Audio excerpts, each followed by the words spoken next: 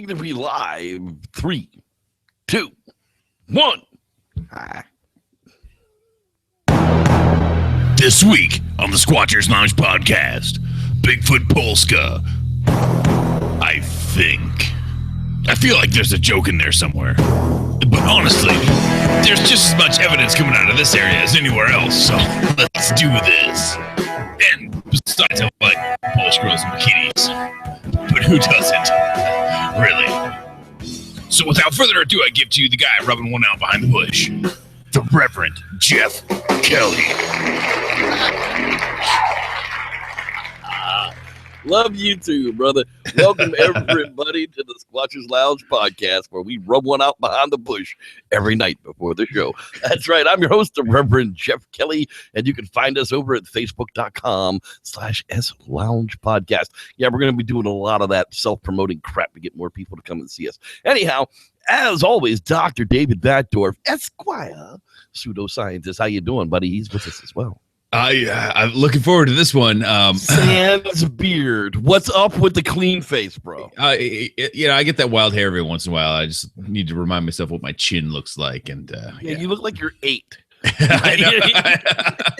You went from looking like you're in your 30s to like you're 8. I do the same thing. If I shave this thing off, oh my God, I'd look like I was 12.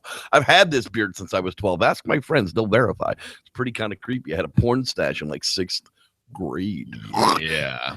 Hey, check it out, guys. We've actually got a brand new sponsor tonight for the podcast. That's right. For all you people bitching about me going out and getting a sponsor, well, we got one, and it is Angel's Dust Seasonings. That's right. Go over to facebook.com/Angels Dust Seasonings and order your incredible seasonings today. From what I understand, everything it touches, it makes better, including watermelon. It's actually got a foundation behind it, the Angels Foundation. The creator's son died, and being a below-income family, they didn't have the money to bury the poor boy. And after a couple of weeks went by, some good Samaritans donated enough money for the owner to be able to bury his son. So they started a charity for low-income families to be able to bury their children should they pass. They'd be able to go to the foundation and get the money to be able to bury their kids. And 25% of everything they make goes to the foundation level. That's huge when it comes to selling seasonings, for goodness sakes. I don't even think there's a 25% markup on seasonings, but I'm sure it gets done. We're talking about $7 a shaker. You can get a quart of it for $40. $7 to ship just about anything. They've got Angel's Dust, Angel's Fire, Devil's Nectar, and Angel's Nectar, and last but not least, Mustard of the Honey for $20 a quart. Spicy Mustard version of the honey. Yeah, available as well. Help spread the love. Outside the U.S., you suckers got to pay whatever it takes to ship it, but the costs are still the same. That's right. Angel's Dust Seasonings. Go over to facebook.com/Angel's Dust Seasoning and check it out for yourself. There you go. Thanks for sponsoring the news tonight, guys. Bear or Bigfoot? Or as Batdorf asks, boobs? Apparently, there's a picture. There's a person named Jeremy who has put forth this picture and has gone all the way up to the North American Hunter. And they ask, is this a Bigfoot? Well, as I'm scrolling through my newsfeed throughout the week, my friends back in Maryland actually were posting where it came from. The Washington City paper also had alleged Sasquatch sighting in Laurel, Maryland. Now, where Laurel, Maryland is, it sits in the foothills. I wouldn't say off of the Appalachians because it's probably 80 miles from the Appalachians, but it is that rural line between Washington, D.C. and tobacco country. So we are talking about hardwoods and lowlands and creek bottoms and long lines of foot-hilly type landing that I don't know that Sasquatch wouldn't migrate through if they don't live there. Yeah, so, if not at least living there, it seems to be a nice corridor-ish type of area. But if you really, really kind of scroll in on this one and take a little bit of a look at it, it kind of looks like a dude with a backpack. So It might not be any of those things there. I did finally caught up with the size request I wanted for it. But I mean, literally, really? Come on now. This is just bad It's juju. terrible. Oh my God. Stop trying to sell me crap. Anyhow, you get the idea. It looks like a dude in black weather gear with a backpack on. So it's probably neither a Sasquatch nor a bear, but you never can't tell until that lady sings. Or the backpack gets set down moments later. Right, where you find the guy wearing the actual backpack. But, I don't think it was the other. I think it was a dude going through the creek bottom. And on the hunt, the hunting website, there definitely was a flash of boobs in the middle. So just so a flash of boobs in the middle. Definitely, it's always boobs. Miniature Hobbit humans had even smaller ancestors. Now, Dr. Batdorf, you sent this one to me specifically. Ancestors of the mysterious extinct human lineage nicknamed the Hobbits may have been discovered. A new study finds a newfound individuals may have been even smaller than the Hobbits, and a date much further back in time from some 700,000 years ago. Tell me about this one, man. So, I think this is one that you sent to me after, like, we kind of went back and forth on all these, but the idea is that the individual may have been smaller than the individual that they found later on. Now, you can extrapolate a lot from that. We talk about the dangers of like reading too much into science reporting these days, but it's interesting because it shows that the hobbits that were so small possibly could have been even smaller at that time, a time when, let's say, if we're looking at, the earliest directest to leave Africa and ended up in East Asia, in that area, were between 3.5 and 4 feet tall, and these are 3.5 or less feet tall. Very, very interesting. But at the time in Africa, they were larger than that. So it shows the plasticity of the Homo line in the fact that they actually shrunk in size, which has been one of my arguments against, Sasquatch has to be something that's diverged long ago, because, more than 3 million years, more than 5 million years, or more than our split from chimpanzee to become so large. I'm like, well, not really, because you see, we have this other analog of it going the other way. So if we went to the northern climes where all the other megafauna got large and everything on these islands got small, right? We had mastodons and we had woolly mammoths in North America for a long time. And that was after the dinosaurs. After the dinosaurs died out. Yeah, after the dinosaurs died out, we had large mammals, that took over North American continents. It's not something that didn't happen. I always wondered why this thing looks so surprised. So this is actually a part. If you look at the whole image, this is part of the image of Homo floresiensis. If you look at this, and if you actually mentioned in the last episode, if you were to thicken up the hair that they put all over everywhere, and you can see it more along the chin line, and actually start adding more hair. If you just coated this thing in thick black hair and darkened down the skin, or take all of the features that people talk about with Sasquatch, that's a freaking Sasquatch. Sam Squint. It's only 3 feet tall. It's just a very tiny one. Orang Pendek. Orang Pendek for the win. That's right. Well, here you go. How ancient humans like hobbits got so damn small. Our recent ancestors shrank into Homo floresiensis after millennia of isolation. Oh, there's the long beard. We're almost Sam Squash like. Now, if you were to travel back in time 80,000 years to the middle period. Pleistocene. So these guys are talking about travel back in time 80,000 years, but what we're talking about is something that was already small 700,000 years ago. So that's important too. So 80,000 years ago. to the middle and take a stroll around the island of Flores in Indonesia, you'd find a scene you might previously have thought you could only occur in the Lord of the Rings. Small, hairy hominids walking around the grassy savanna-covered island. These small people stood about 3 foot tall, but were decidedly hairier and less clothed than Tolkien's hobbits. Yeah, why were the hobbits so clothed? That was kind of creepy. Let's see here. Where the heck was it? Come on, give us the main fiduciary of it. It happened at an astonishingly rapid pace. That's what I was getting at. Yes. So perhaps an even greater discovery, however, is that the teeth in the unknown hominins partially resembles those of the much larger Homo erectus, who had reached Indonesia by about 1 million years ago. The morphology of the teeth are more or less intermediate between those of Homo floresiensis and Homo erectus, explained Vanderberg. So we can now say with reasonable certainty that Homo floresiensis was derived from Homo erectus. That's the part that was kind of important. We're talking at a genus level now. Like Homo erectus is something that we talk about, like, okay, Homo sapiens, Homo neanderthalis, Homo, the Denisovan specimen, the Homo floresiensis. We talk about all these things, but these are very specific things, and what we're seeing is one particular species of all of these things. There weren't multiple species of Neanderthal, which is why they're saying it could be Homo sapiens neanderthalis and Homo sapiens sapiens.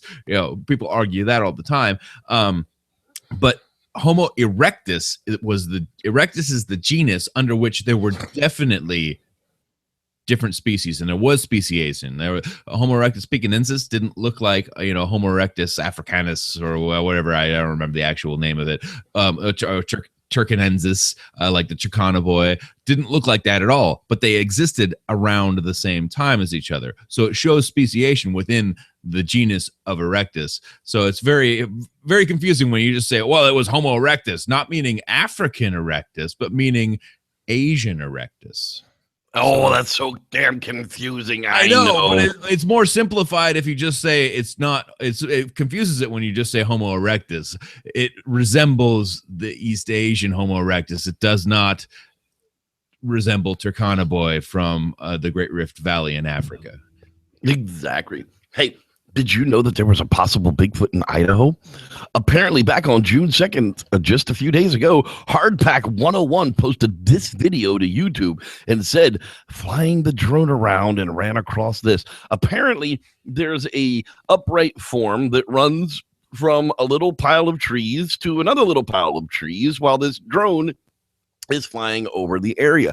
Now, on YouTube, if you just watch it on your little screens and you watch it on your phone, it's slightly compelling. But if you were to watch it on a big screen TV or a big ass monitor like I have here on my desk, the moment you see the sun shining off of it, A, it's a person in a costume, and B, I even knew which costume it was. Now, apparently there was a big buzz about this because 500,000 views later, now there's this big buzz. Well, was it a Bigfoot or wasn't it a Bigfoot? Was it a Bigfoot or wasn't it a Bigfoot? Then the first person that I saw it from, and I'll give credit where credit is due, I saw it on Dr. Meldrum posted the feed. Hey, what about this? And now, as of June 13th, Hardpack 101 posted what really happened on June 2nd, 2016's possible Bigfoot in Idaho. Now, it is actually completely different footage than what was released on June 2nd. However, it is identical location. And people have verified that, but I can't play the whole video for you because I'm afraid we're talking about multiple angles, right? Right. I'm not going to play the whole video for you because I'm sure it's going to be copyrighted. I'm sure it's going to be part of something, and that'll just screw up my whole friggin' channel idea. But basically, it comes down to this. Two guys in Bigfoot costumes, and yes, that gentleman on the right-hand side is dressed like a giant foot. Bigfoot? Really? Yeah, I knew it was that costume when I saw it the first.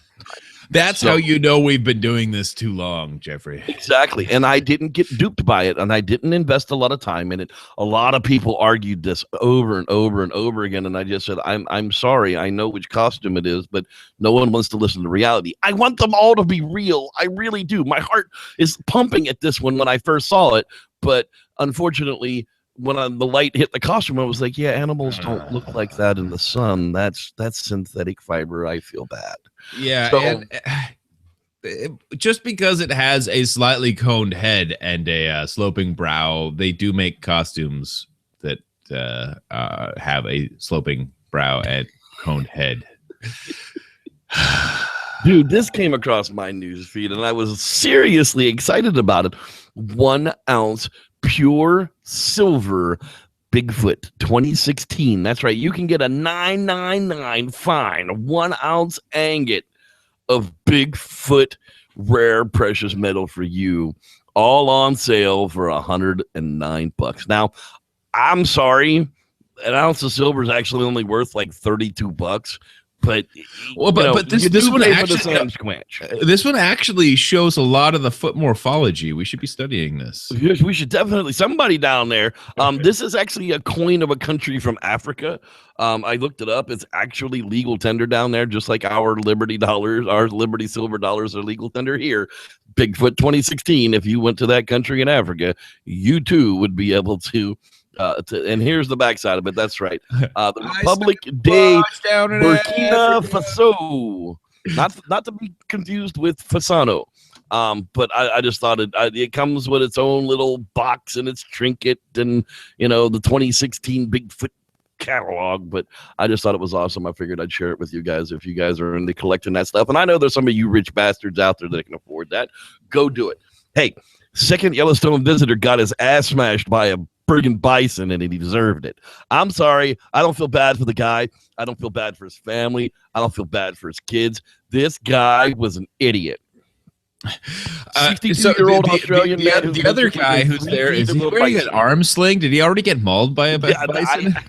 This is the second such incident in week. People, when the friggin' wildlife gets close to you, you move away. Apparently, a 16-year-old Taiwanese exchange student was gored by a bison on May 15th while taking a selfie. Dumbass. Both encounters occurred in the popular Old Faithful portion of Yellowstone.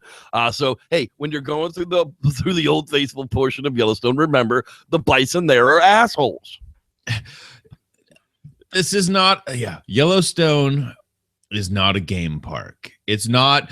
It's not an attraction. It's not a zoo. You can go and you can see the wildlife, but those are wild animals, and they will fuck you the fuck up. I went to Yellowstone. Guy that swam in one of the friggin' geysers full of acid and dissolved himself. Yeah. No, you can't swim in it, and these are not a petting zoo. God. I went to Yellowstone, and not only did a bison actually walk straight down the center line on a narrow road, and I actually just pulled out in I tried to turn my car to be non-threatening somehow. I was like, oh god, and it walked straight down. It had rolled an SUV full of 8 people. That same bull had rolled an SUV full of 8 people down that same stretch of road 2 days prior. Just rolled the SUV off the cliff down the side of the road, and there were many broken limbs. And just don't pretend that it's okay. There's no fence between you and that bull, and that's what's going to happen to you if you put yourself in selfie positioning. Yeah, you deserve it if you put yourself that close to him. Sorry, guys. And by the way, take a picture of the freaking bison. You're at Yellowstone. Leave yourself out of it. Right, exactly. Then at least you'll be aware that it's coming at you. Speaking about freaking people out, so these people in the boat are just, they're out there crossing, they're out playing around. What the hell's that swimming over there? Hey, Bob, take the boat over there. Let's see what that is. That's got to be some kind of big-ass fish or something. Oh, shit, it's a cougar. Apparently, the cougars swim across Lake Whatcom on a regular basis, because if he didn't, he wouldn't be doing it now. This is actually crazy, because this picture itself doesn't show. It shows a backdrop of a wooded area, but where this was actually taken is straight up residential area, right? Which is this is crazy because this is actually like about a mile and a half away from where I'm sitting right now, and just cool stuff that we still get to commune with nature, but these people have no, like, versus the guy with the bison selfie. These people are taking pictures of this because it's really cool. They're in a boat and they pretty much are safe at this point. The cat can't like leap out of the water like a crocodile or something. But the like, this is a cool, you know, communing with nature. You know, if the orca comes up next to your kayak or whatnot or whatever. But this is a really cool thing, but they weren't going to be taking selfies with it or getting cuddly with it. Right, they weren't trying to save it from its morning swim. This was a reasonably sized male, and it was probably moving from one location to another looking for love because it's about that time of year. And all the wrong places, looking for nub in too many places, looking for nub. Oh, I'm sorry, that was Buckwheat sings the blues. Okay, hey, last week I talked about this jackass. I'm gonna talk about him again. Bigfoot GoFundMe. Stop giving this ass clown money. He's gotten $5 friggin' grand in the last week. Stop giving this guy money. This is Utah Sasquatch. When we first brought up Utah Sasquatch, everyone like, oh, he's the greatest, most charismatic Bigfoot researcher ever. How could he lie to us? Yeah, he's lying to you, people. Because his famous now, holy crap video that everybody needs to see, well, let me show you a little something about how this is all going to work out in the near future for everyone. See, apparently, if you didn't contribute to his GoFundMe campaign, you're not worthy enough to see his videos. He's created a private group for those who have enabled him to purchase new equipment and have witnessed the general public is not entirely ready for some of my sensational videos, but I feel it's only fair to make them available to those who supported me before all the thrills and chills. Oh, shit. Oh, shit. With all the shit. I'm sorry, did you get any of that on you? Before all the thrills and chills. P.S. This is not an attempt to elicit additional contributions. Bullshit. I feel I have enough to buy the most essential equipment, and I don't need any more. So, yeah, don't send me any of your money. But if you send me your money, I'll let you into this private group that has exact videos of real Sam Squanches. So don't be left out. Don't be an ass clown, people. This guy is duping your money. Stop it. If we thought of the names of people who had done this to us before, you know, we could bring up the Dyers for his dead Bigfoot. We could bring up the Erickson Project, you know, yada yada yada with Matilda and all these other things. One other thing of I don't know what to believe anymore. Yeah. Okay, so I have a lot of people on my news feed. I have a lot of people on my news feed, and apparently this Michael Brookerstone has made an incredible find on private property along a creek. He has found this stone structure. It's miraculous. It looks fantastic. Some of these stones are pretty friggin' big. I've seen the video of it, the guy standing next to it. The whole tower is 12 feet tall. The lower blocks are 3.5 foot wide, you know, 2.5 feet across, 11 inches thick. I mean, these are huge, huge rocks that are taken from the area right there. However, my question about it is, are these shims that were put in here to make these rocks perfectly level? Now, in order to make something level, there's only really two ways to do it. You either put a level on it and see if it's level or not, or you hang a plumb line above it to make sure that it's level. I don't know which one Sasquatch brought when he built this, but apparently that's the claim that's being made, that men most certainly no way could have made this ever. No people are allowed back there. It's private property. So the owner says, nah, it couldn't have been humans that did this. No freaking way. Although there are no fences around the property and it is accessible to just about anybody. But I digress. you'd have to be pretty tall to put those last pieces on the top. What are your thoughts on it, David? I don't know what to think about it. I just, why would Bigfoot build something like this is the first question. As a sign marker to show you where the portal opens. Well, I was kind of thinking about that, but I thought they wanted to hide where the portals were and only gave those to Magic Johnson. Yeah. Well, so here's the real idea. So, the Buddhist, like the Zen rock stacking is a huge thing up here. Like, you can't go to any park anywhere and not have some like really incredible work. Like, people are like doing like the making curvature in their stacking and doing all sorts of stuff. So with something this heavy, you're not going to be able to do that. The only way that you're going to be able to balance that rock is to make it flush, and you're going to have to put those other shim rocks in there and yada, yada, yada.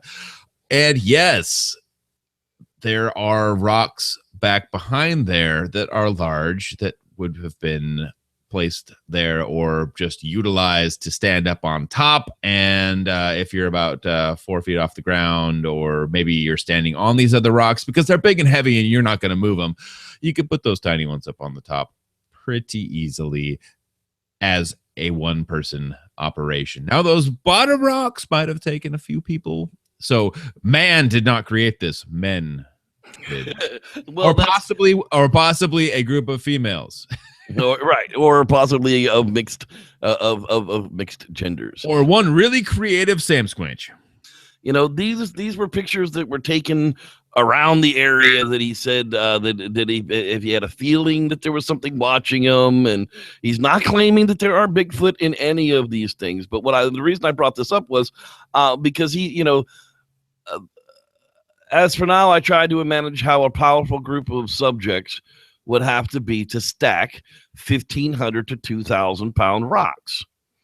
He says that these pictures do not depict a Sasquatch, nor does he make any such claims. So kudos for you on that. These are just weird ass pictures that came out of your camera from the area when you were taking them, and you're leaving it up to, you're pulling an MK Davis, and that's fine. Well, I'll just leave it up to you.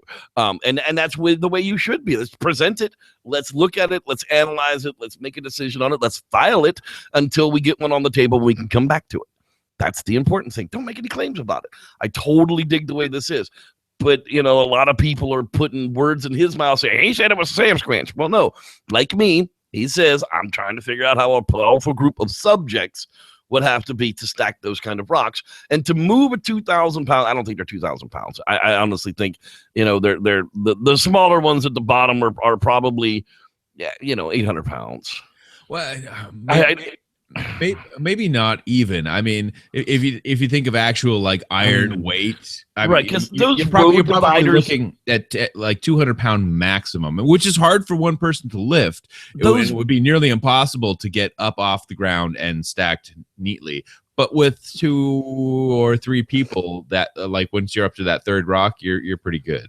The road barrier, the concrete road barrier, the 6-footers only weigh half a ton. And 2,000 pounds is a ton. So each one of these rocks is definitely not a ton. But, it takes a lot of effort. And why people make a bunch of effort to do this kind of crazy crap, I don't know. But I just thought it was an interesting thing that came up.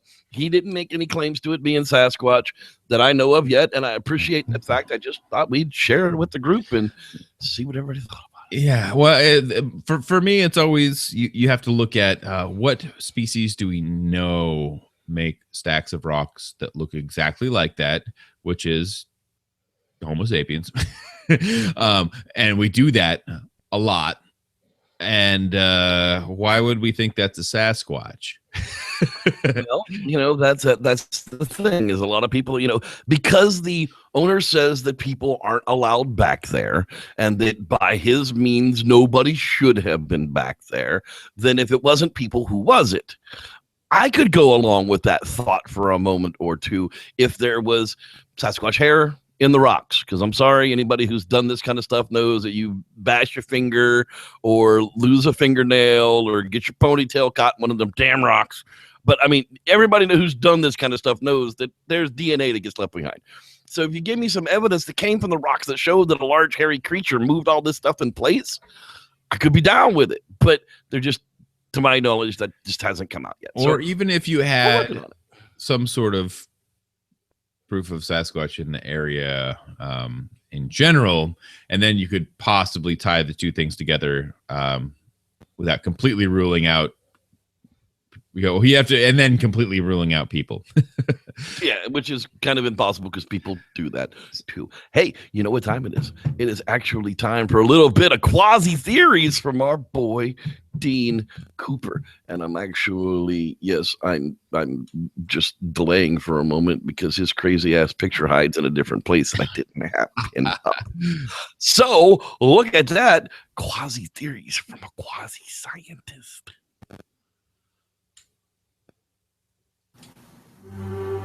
And now, Quasi Theories from a Quasi-Scientist with your host, Dean Cooper.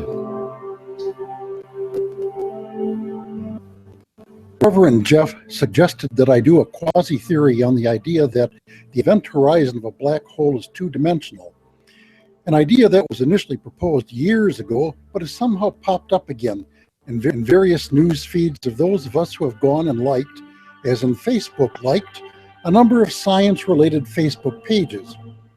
After spending a good deal of time yesterday researching the proposed two-dimensional flatness of black holes, researched as in Googling the bejesus out of black hole-related words and phrases, I have come to the conclusion that the mathematical physicists doing the research mean one thing by two-dimensional, and the people writing the articles popping up in news feeds mean another. What I mean is that black holes are in point of fact spherical. They are not flat as such. The two-dimensional surface being discussed is the flat surface of a sphere, which is flat only if you are a flat being living on the surface of the sphere and can't look up, but only sideways along the plane of the sphere. Of course, there aren't any beings as such living on the surface of a black hole, because a black hole has no surface as such. It has what they euphemistically call an event horizon. Matter, light, what have you, disappears almost utterly when it passes the event horizon, giving a last gasp of breath, or maybe sort of a fart, known as Hawking radiation, named after Stephen Hawking. I know that if I were being crushed by a black hole, I'd be hawking up everything too, so the name is quite appropriate. Hawking radiation is defined as a virtual particle. A virtual particle is neither here nor there. A Hawking radiation virtual particle only gets to here or there if it gets to escape the event horizon. If it does that, it becomes the radiation that lets us detect the black hole. Apparently, a lot of these virtual particles escape black holes and head our way because we have detected black holes. This seems like killer reasoning to me, but that's mathematical physics for you. Neither here nor there, much like Schrodinger's cat, who is neither dead or alive until you open the door of the box the cat lives in. I refuse to explain Schrodinger's cat, but I've often wondered if Schrodinger put a litter box in with his cat. This has been Dean Cooper, quasi-scientist, enlightening you with my quasi-theory of the week. You may read the text of this on my blog at bydean.com. That's BHAIDIN.com.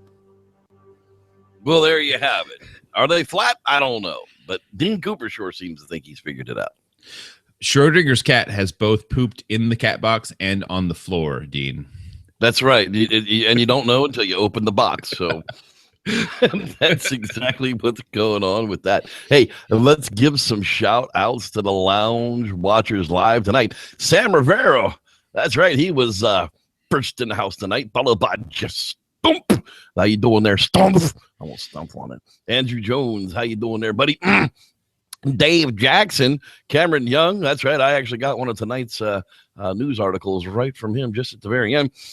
Starshine joins us again tonight. How you doing? Ken! You still need a vowel there between the G and the H. It's just never going to change. Let's see. Dean Cooper, our quasi-theorist. That's right. He's hanging out with us to watch the show as well. Rod Dupree's in the place to be. That's right. He's hanging out in the Squatchers Lounge podcast lounge tonight. Let's see who else is out there as well. Oh, man, you guys talk a lot. Matthias Simpson. How you doing? Glad you could join us. I had to read that because I'm dyslexic.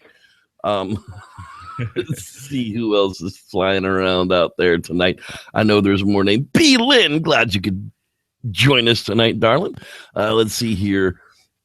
I know there's more people than this out there, and you guys never post, so I can't actually. Squatchy Ink's in the house. How you doing, buddy? That's right, your old pal Wes. Go to weslosner.com and buy some badass ink. That's right, or some badass ink in lots of different ways. Let's see here. Who else is hanging out there as well? Yeti's uncle. Well, I'll be a Yeti's uncle. Troy Sherman showed up as well. I saw your live broadcast earlier today. Kind of chuckled at it. Let's see who else is floating around out there. I know there's more people. People just talk a whole lot. Jason Gerd, glad you could make it along as well. We're getting down to the bottom, people. If you haven't posted yet, you better, because I'm not going to be able to talk to you. Collier Wilmers, boss of the forest. That's right. Check it out. There's lots of good stuff going on with that as well. Who else is hanging out there? The Life and Times of JCM are Jevin Moore, the Jesus Christ of Monterey Bay. I'm sorry. Like you're angry. Never gonna. You're just gonna have that. You say it like you're angry. Jesus Christ of Monterey Bay. Let's see. Was that the last of them that was out there that was new? I bet you it probably was, but I'm still gonna have to scroll all the way to the bottom to make sure. And Cal Murrow, glad you got it in there, because I would have missed you if you hadn't. Glad everyone's aboard. Now, tonight, we're going to talk about a little bit of the Polish Bigfoot. Hey, how'd the Polish Bigfoot break his leg raking leaves? He fell out of the tree, of course. No, actually, my grandfather could tell some horrible, horrible Polish jokes, but we won't get into that tonight because I like Polish people. Dave and I were talking about, Bigfoots of Europe, and he said, hey, I'll bet you there's a Polish Bigfoot out there. Well, guess what? He was actually right. And we're going to talk about that. It's the first time for everything, people. That's right. The Inquisitor, of course. I don't know. Of course, that didn't give me what I wanted. Yeah, it did. Everybody can trust the Inquisitor, right? Bigfoot discovered to have the Polish cousin. That's right. Is one thing to go on a nice walking holiday through beautiful Poland, but it's another thing altogether to have that interrupted by some big hairy beast that no one seems to be able to identify. Such is the case for, oh God, these Polish names. Pure. I just wanted to hear you try to pronounce them. That's all. Kowalski. I can pronounce Kowalski. 27 from Warsaw, who was enjoying his time in the Tatra Mountains when one day he was peacefully filming an innocent mountain goat, only to have his attention caught by some huge hairy creature emerging from behind some rocks. And yeah, we've seen this picture, but unfortunately, he was taking it with an action cam from 1986. So there just wasn't enough definition in the video for anybody to be able to make any definition, of course. But Dr. Batdorf, can you show us where the Tatra Mountains are and why there might be Sam Squanches there? The Tantric Mountains? Yeah, that's the ones, the Tantric Mountains. Yeah, sounds good. Mm-hmm. Yeah, the Tatra. Yeah, so we've talked about Finland, Sweden, all this other stuff. And then, up here, right outside of Germany, there's some sort of weird connection between Poland and Berlin. But there's some mountains. Wait, it's not going to call them out? What the heck? See all the thoroughfares. There's these mountains. Those aren't them. The Tarta Mountains. Where the hell are they? We looked at this earlier. I know they were there. Yeah, they were just there. It's going to be in the northern mountains up towards Warsaw, because that's where the guy. Well, no, that guy was from Warsaw. Jesus, we are just like monkeys friggin' a football right about now. Yeah, and I'm sorry, folks. It happens every once in a while that we just get lost at what we're doing here. Anyhow, going back to what while Dr. Batdorf looks for the Tatra Mountains, let's go back to what our article. I seem to have lost a mountain range. I saw this huge ape-like form hiding behind the rocks. When I saw it, I was like being struck by a thunderbolt. Oh, was that what do they call that? Ultrasound? Coming from Warsaw, I never really believed the local stories of wild mountain ape men roaming the slopes, but now I do. That came from the Australian Times, of course. The film has been... handed over to the Nautilus Foundation, whose president, Robert Bernataux. Sure, y'all need an extra vowel in there too somewhere. Says you can definitely see something much larger than a normal man moving on two legs. Now, what did you find what we're looking for there, Dr. Mentor? I did. Okay. And I threw there the we most go. distracting cat in the universe out the door at the same time. So I'm back. The Tatra Mountains. It's southern Poland, of course, bordering on Slovakia, which is part of the old motherland. Anyway, where I'm kind of from. Mother Russia, Bigfoot, screw you. But the beautiful thing about this area is, if you look at the border between Slovakia, is that there is this, green mountainous area that, the Austria, Slovenia, and basically coming straight out of the Alps, is where this Tatra mountain range is.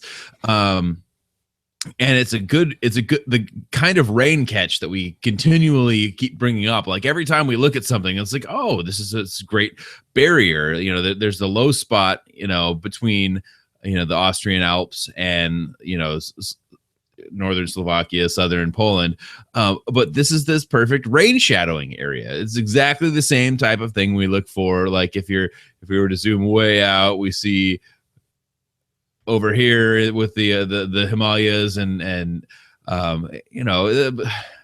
the northern Cascades and the Rocky Mountains and all these all these other areas where, like, every time we see Bigfoot sightings, we see this rain shadow, and they live underneath the rain shadow. So I'm not going to say that this is a normal thing. I'm just saying it's very odd that we always see this nicely placed, very long, very pronounced green area underneath a high mountain range.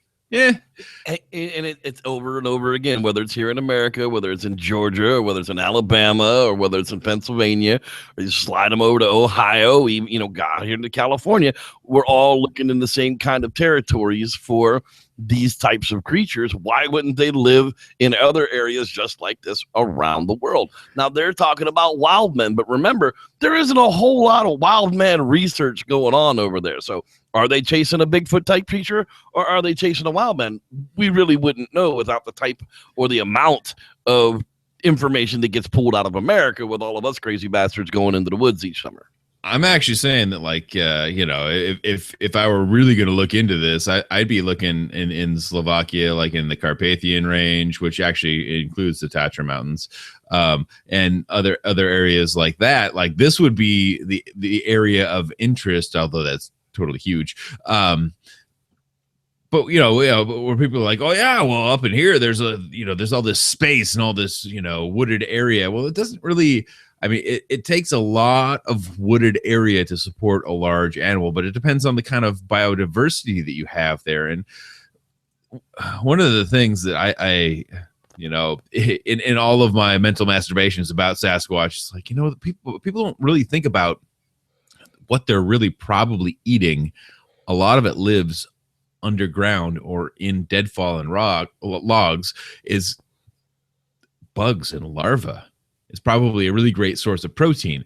So you don't need a huge area. You just need lots of trees, lots of deadfall, lots of productive, like nitrate-rich soil to give you what you need if you're a large primate in these areas, and a lot of water. So that's why we always go back to these rain shadow areas. Interesting, just mental masturbation, if you will. Exactly. Well, I mean, of course, nobody has all the answers, and we're not going to pretend that we do.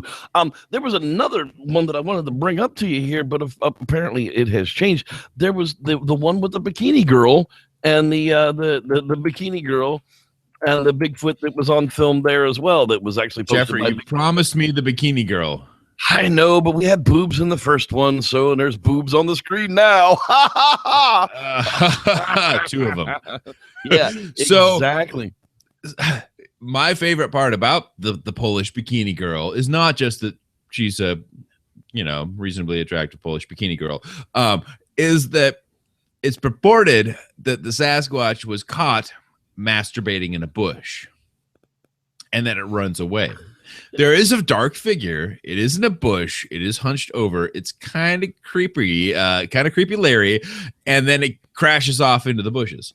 Not to say that with the quality of the footage, that couldn't just be creepy Larry.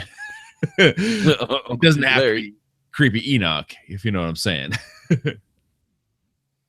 But that it's the if nothing else, there's a language barrier. We don't know what they're talking about. We don't know if there's we don't know the backstory of any of this. It's just a really great piece to just watch on its own. But the reaction of said bikini girl is one of terror and fright, and I think it's probably just a prank video. And because it's in a different language, we can make up whatever we want to make up about it. Exactly. I actually tried to read the article, but my Polish is not very good. There's Bikini Girl. If you want to go out there and find, if you want to record the video according to these people, there's a Sam Squanch right here in this little shadow here that runs out the screen on the right-hand side. I believe Phil Poling over at Para Breakdown has a breakdown on it as well. But, they do have these wild man sightings all over the world. And why not? We're getting into that season now, David. I'm getting excited about it. I'm getting all my gear out. I'm getting everything ready. I've already been up to the mountains a couple of times, but it's just been snowed in. So there just wasn't any point in really hoping for much of anything. When you hit 6 feet of freaking snow, it's like, oh. Yeah. But all that's about to be done. It's been 100 degrees here in the valley, so it's been 70, 80 degrees up on the mountains. And if there was any snow left, it's all going to be gone bye-bye now. And everything will be green. Everything will be green. And we're going to go up to set up our cameras. We're going to go up and look for tracks. We're going to set up our cameras. No, we're not necessarily going to find Bigfoot tracks, but I'm going to find large mammal tracks, and I'm going to put cameras on them, and I'm going to see what's moving around. So that's what my plan is going to be for the next few months. What are you planning? Oh, I'm just trying to survive. Right? You poor bastard. I know. The squatching really is hard with the 2-year-old, but man, but it isn't with a 3-year-old, because a 3-year-old you can take with you. I know. We're on the cusp. He's a pretty big dude now, but we're not quite there. And he'll want to do it too. It's great. That's going to be. He's totally going to freak himself out and then ruin himself for life. Half an hour of fun, 20 years of therapy. What the freak is the difference? It's a good. Yeah. Anyway, if you didn't. That's right. Hashtag good dad. If you didn't catch this week's BEW, we started the first of 3 in the Bigfoot Files series, the Dr. Sykes. It's a bear. It's not a bear. It's a bear. It's not a bear. We did Yeti or Not a couple of weeks ago. Bear's the word. So we're going to go ahead and finish it up. So this week will actually be in America, the Bigfoot version of the Bigfoot Files with Justin Smeha. I did ask him to come on the show with us, and he says, I'm just not into telling that story anymore. And I can't blame him. So we'll figure it out and do that type of thing. So look at that, man. We're going to wrap this sucker up on the Polish Bigfoot, the Tatra Mountains. Sure, absolutely. The same type of locations we look at time and time again. If the areas and the fauna are there to support it, if there's large bears there, chances are it can support a large upright creature. That's kind of my last thought on it as well. What do you think, Dave? My only questions are, I haven't been on the ground in that area because it's a long ways away from me. But is there enough wooded area, and does it have the right kind of substrate to support the types of things that you need to support a large? Well, we know. Okay, so here's the other side of that. We know that it had like that area in particular. Like you're like one click off of like our Demonese specimen. Like we're talking like Stone Age, like rock wielding, hominids. We're talking Sasquatch that were much smaller, and the first, Homo erectus that came out of Africa 1.8 million years ago. We know that those guys lived there and got eaten to shit by the saber-toothed tigers, right? but we know that they were there. So why not Sasquatch? And why not, why isn't that our thought process? Is like, oh, this first wave that has nothing to do with the second wave, which has nothing to do with modern Homo sapien, which has nothing to do with anything that came after that. Why isn't that the relic that we're looking for? Why are we always pointing at Neanderthal or Heidelbergensis? So like, no, fuck Heidelbergensis. He was like 1.1 million years late to the party, right? Like, why not these guys? Why not these guys? And why isn't that what we're looking for as our analog? And I've written about that, talked about that a lot. So let's go with that. The first wave of erectus. Why isn't that what we're still looking for? And could they be stuck in these mountains somewhere where we know they did in fact live, and they probably live more peacefully without all the big cats? Well, that, folks, is going to wrap it up for this edition of the Squatchers Lounge podcast. We want to thank every one of you guys for watching us live. We want to thank everybody for watching us not live. If you come back and catch the archive, we appreciate that too. If we have any friends, I want you to watch live. If we have any friends that are in the Tatra Mountains that want to go out and do some Bigfoot research for us, contact us. We'd love to see your information. Send us pictures, send us videos. We'll actually display that kind of stuff online. Thanks, everyone, for watching. I'm the host of all this mess, the Reverend Jeff Kelly. Over there's the other host of this mess, Dr. Davey Pactor, pseudoscientist. We'll see you guys next week. May the Squatch be with you. Boom, boom. Ain't no sunshine when she is gone.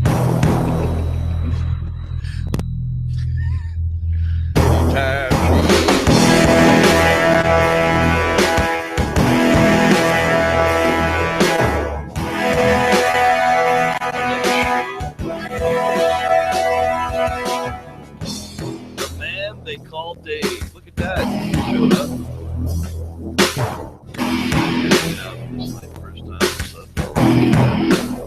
It's like this every week. Kind of crazy. The more I think about it, the more I might need to crash this weekly. Anytime, brother.